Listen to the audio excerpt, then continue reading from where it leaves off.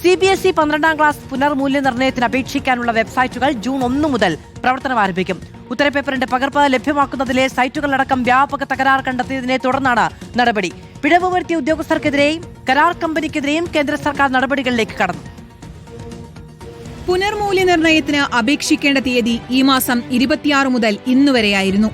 എന്നാൽ ഉത്തരപേപ്പറിന്റെ പകർപ്പ് പോലും പല വിദ്യാർത്ഥികൾക്കും ലഭിച്ചിട്ടില്ല.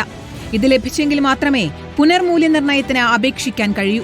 സൈറ്റുകളിലുണ്ടായ വ്യാപക തകരാറായിരുന്നു കാരണം.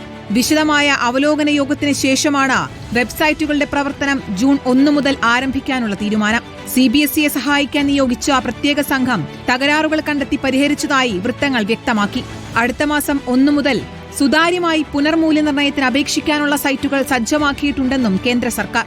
വിദ്യാർത്ഥികൾക്ക് ഏതെങ്കിലും തരം പരാതികളോ സംശയമോ ഉണ്ടെങ്കിൽ ടോൾ ഫ്രീ നമ്പറിലോ മേൽവിലാസത്തിലോ ബന്ധപ്പെടാം.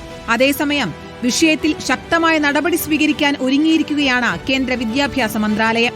വീഴ്ച വരുത്തിയ കരാർ കമ്പനിക്കെതിരെയും ഉന്നത ഉദ്യോഗസ്ഥർക്കെതിരെയും ഉടൻ നടപടിയെടുക്കും. അതേസമയം വിദ്യാർത്ഥികൾക്കുണ്ടായ ബുദ്ധിമുട്ടിൽ കേന്ദ്ര വിദ്യാഭ്യാസ മന്ത്രിക്കെതിരെ പ്രതിഷേധം കടുപ്പിക്കാൻ ഒരുങ്ങിയിരിക്കുകയാണ് പ്രതിപക്ഷ വിദ്യാർത്ഥി സംഘടനകൾ. റിപ്പോർട്ടർ, ദില്ലി.